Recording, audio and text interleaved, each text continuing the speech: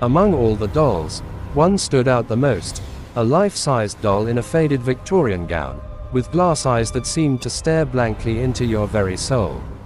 The locals whispered that the doll, which they called Lady Beatrice, possessed an unsettling aura. A young antiques collector named Thomas, who had recently moved to London, heard the rumors about Agatha's shop. Owing to his immense curiosity, he decided to pay it a visit.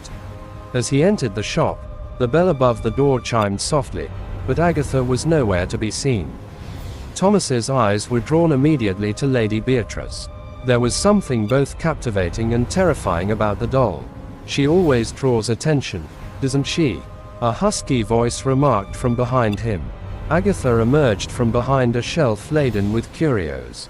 Lady Beatrice, she was named that by her original owner, said the doll was a duplicate of her daughter who passed away young. Thomas felt a shiver run down his spine, yet the doll's mysterious allure prevented him from looking away. After a brief haggle, he eventually purchased Lady Beatrice and took her back to his new flat. He placed the doll in the corner of his sitting room, thinking she would be a unique addition to his collection. On his first night in the flat with Lady Beatrice, Thomas began to sense odd things. He heard faint footsteps on the floor above, even though he lived alone. He tried to dismiss it, thinking it was just his imagination or the sounds of an old building. However, when he turned around, he swore he saw Lady Beatrice move slightly, her head tilted, as if she were watching him. The following day, Thomas woke up with an uneasy feeling. Several items in his home had shifted from where they were the previous night. A book he had been reading on his bedside table was now on the floor. He tried to convince himself that he must have forgotten, but suspicion began to mount in his mind. He started observing Lady Beatrice more frequently.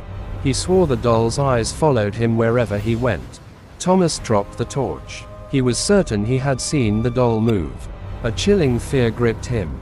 He tried to run, but his legs felt weak. As he stared at Lady Beatrice again, the doll slowly raised her head, and for the first time, Thomas saw a faint smile on her porcelain lips. The smile was not friendly. It was a terrifying grimace filled with darkness. Thomas finally managed to muster the courage and bolted out of his flat, never to return. He left Lady Beatrice there, forever a part of the gloom and mystery of misty London. Legend has it that if you pass by Thomas's old flat at night, you can still see the silhouette of Lady Beatrice in the window, staring out with empty glass eyes, waiting for her next victim.